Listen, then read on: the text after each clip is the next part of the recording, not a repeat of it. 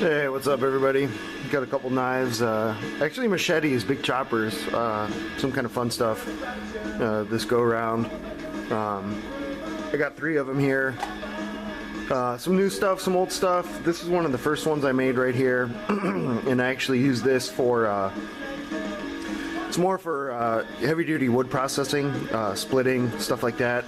I use this more like a fro than like a machete. For doing trail work, if I can get it out of the sheath, for doing trail work, splitting logs into planks for making like ladder bridges and stuff. Kind of like a small pack machete, 1/4 inch thick, and it's sharp. I almost cut my fingers off. 1/4 inch thick, 1080. Handmade micarta. I made this. This is just some canvas micarta and handmade mosaic pins. It's just some brass pins, and I beat the hell out of this thing. I do have another version of this that I made where it has a much higher grind that would be more for woody grasses and, you know, chopping down saplings and stuff. But this is more, like I said, it's for more like splitting firewood, using it in place of a fro for doing trail work. It's pretty compact. What do we got there? About 9.5 inch, 9 1/4 inch blade, and about a 5 inch handle. It's pretty beefy, and I went with the micarta on the handle just because it is a little bit more grippy, especially when it's wet and you're sweating, and just makes it a little easier to hold on to. But this actually traveled with me. I did a bicycle trip, 400 miles, or 386 miles. We went from Pittsburgh, Pennsylvania to Georgetown in Washington, D.C. And this traveled with me the whole time. And like I said, I still use it for trail work and stuff. But that's the reason, the splitting action is why it has such a short bevel. More for fire prep than anything else. But made this is one of the first larger knives that I ever made. So got a couple more here. Got that guy. I've always had a soft spot in my heart for kukris, and if you ever tried to make one, you realize pretty quick that you need a huge hunk of steel to make a kukri traditionally. This is my answer to that, because when you have this bend in a traditional kukri, you would need a sheet of steel that's, you know, 6-8 inches wide. It's just not really cost effective, and I mean, it would be really expensive to get a piece of steel that big. This is 1080 as well. Full high it's not actually a full height convex. It comes up to about here, and waist in. It is convex. This is my personal machete, so it's not really finished out all that well. Still some relatively deep scratches, but like I said, I made this for myself, so I'm not too concerned about, you know, the scratches. You know, a really nice high polish finish on a machete is kind of silly, just because you're going to beat the hell out of them, you know. But 1/4 inch thick G10 scales with hollow tubes, just so you can run a forward lanyard, which I've actually grown to prefer, having a forward lanyard. If the thing does slip out of your hand, the tendency with a forward lanyard, the tendency is for it to go like this, as opposed to whipping around the opposite direction and taking out your innards, which is never fun if you've ever had your innards taken out. But pretty cool. I made 2 of these. The other one hasn't been finished yet. It's still it's been heat treated, just hasn't been finished, and one of these days I'll get on it. But this thing cuts because of the heavy recurve. This thing cuts like nobody's business. Saplings, larger diameter stuff, even thin grasses and woodier type material, brambles, and if you're from that part of the country where you have multifloral rows, you know how big of a pain in the ass it can be to cut with a machete, this just sings right through that stuff.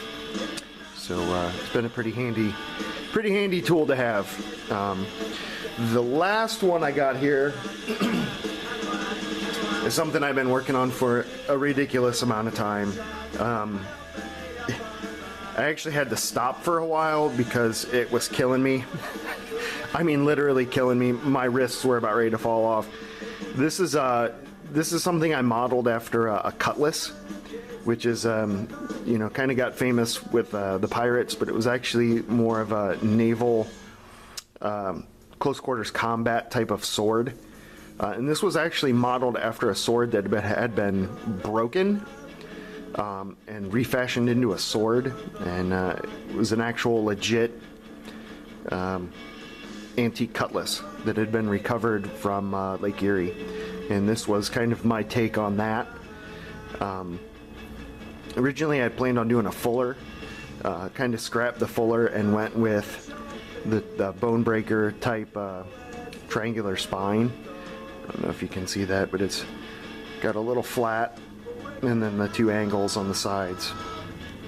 Full height, flat grind, and it's a relatively large, I guess you can call it a machete or a short sword. So big, in fact, this is 5160.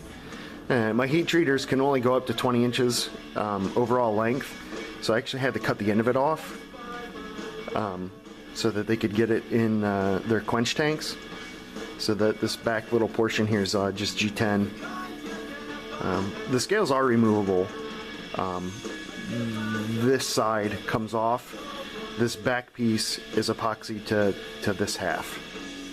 So, but hand finishing 5160 is something I'll probably never do again. It was such a pain in the ass. It was pretty ridiculous. Just getting the vertical scratches out of it and getting the you know, the horizontal lines into it was just insane. But I think this heat treated out to about 58, which is what I wanted. And if you're unfamiliar with 5160, it's the same type of material that's used in a leaf spring in cars and trucks, and this stuff is tough.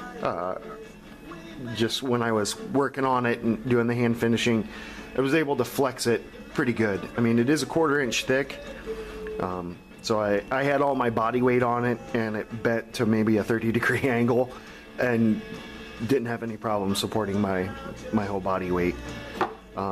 It is quite long. Like I said, it peaks out a little over 20 inches. We got a upside down there, 15-inch blade and a 5 3/4 inch handle with the gray G10, and like I said, it is removable. But yeah, hand finishing 5160 is such a pain in the ass, but it came out well. I'm pretty pleased with it. And I took that the triangular spine all the way to the tip. I really like the way it came out. If I ever made another one of these, I would probably put a little bit more curve to it, and actually do a fuller. But I don't know. I really like this triangular spine. I've done this on a few other larger knives, and I just like the way it looks, especially when you do a full height grind. It just looks cool. I mean, it is actually diamond shaped, but it came out really well. And this thing is sharp, like ridiculously sharp. A little freaky handling something this big and this sharp, but came out pretty well. It's running a little bit longer than I wanted to. I do have a lot of other stuff cooking. I got some kitchen knives. I got some hunting knives coming in the pipe, and a bunch of other stuff. A couple more folders. I have one folder that's almost finished. Just needs a few more finishing touches. A little gentleman's folder. Probably going to run it without a pocket clip, something you can just kind of toss into your pocket. A little bit more reasonable, not quite as lumpy and tactical as some of the other stuff I've done. So pretty excited about that. Really excited about the kitchen knives. So got a lot of stuff coming, and hope to get videos out a little bit quicker, so we can look forward to those. But all right, guys, thanks for watching. Have a good one.